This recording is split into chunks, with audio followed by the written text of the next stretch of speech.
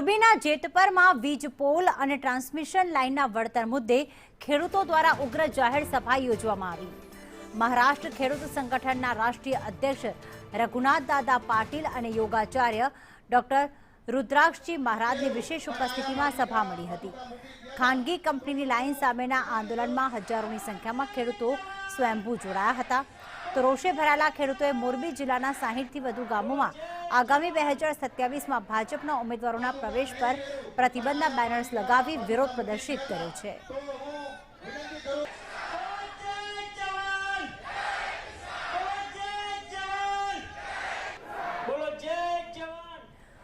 તો રઘુનાથ દાદા પાટીલ આ ઉપસ્થિત રહ્યા હતા। છેલ્લા ઘણા સમયથી મોરબીમાં ખેડૂત આંદોલન ચાલી રહ્યું છે, જેમાં ખેતરમાં વીજ પોલ નાખવા અને સાથે જ ઓછા વળતરના મુદ્દે તેઓ વિરોધ પ્રદર્શન કરી રહ્યા છે। હવે ખેડૂતોને મહારાષ્ટ્રનો પણ સાથ મળ્યો છે। મહારાષ્ટ્રના ખેડૂત સંગઠનના આગેવાનો પણ આ આંદોલનમાં જોડાયા હતા અને તેમણે વિરોધ વ્યક્ત કર્યો હતો। ખેડૂતોનું કહેવું છે કે આગામી સમયમાં 2027માં જ્યારે ગુજરાતમાં વિધાનસભાની ચૂંટણી આવી રહી છે, દરમિયાન ભારતીય જનતા પાર્ટીના નેતાઓને પર પ્રવેશબંધી લાદવામાં આવે। ફોનલાઈન પર જગદીશ પરમાર જોડાઈ ગયા છે। જગદીશ, ન માત્ર ગુજરાતના મોરબીના પરંતુ હવે તો મહારાષ્ટ્રના ખેડૂત સંગઠનો પણ આ ખેડૂતોનો સાથ આપી રહ્યા છે। શું વિગતો સામે આવી આ સભા અંગે?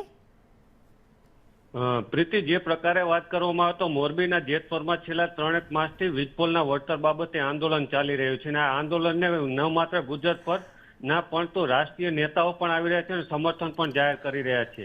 2 દિવસ પહેલા રાકેશ ટિકેત પણ આવ્યા હતા અને મોરબી શહેરમાં જાહેર જનસભા સંબોધી હતી અને સરકાર પર આકરા પ્રહારો પણ કર્યા હતા। સાથે જ વાત કરીએ તો મોરબી જિલ્લામાં 60થી વધુ ગામોમાં 2027માં ભાજપના ઉમેદવારોને પ્રવેશબંધીના બેનરો પણ લાગી ચૂક્યા છે।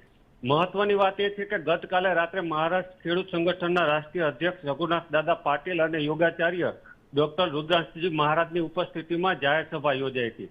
આ જાહેર સભામાં માત્ર એક જ વાત છે કે વીજપોલ બાબતે જે લડાઈ ચાલી રહી છે તેનું યોગ્ય વળતર ચૂકવવામાં આવે તેને લઈ રાજ્યભરના ખેડૂતો આ સભામાં પહોંચી રહ્યા છે અને સમર્થન પ્રત્યક્ષ પરોક્ષ રીતે આપી રહ્યા છે અને ખેડૂતો વીજપોલની કંપની બાબતે જે લડાઈ ચાલી રહી છે તેમાં લોકોનું મોટું જન સમર્થન મળી રહ્યું છે અને ગતકાલે જે રાત્રે જનસભા યોજાઈ તેમાં હજારોની સંખ્યામાં ખેડૂતો પહોંચ્યા હતા અને સમર્થન જાહેર કર્યું હતું। પ્રીતિ, બિલકુલ, આભાર તમામ વિગતો માટે જગદીશ।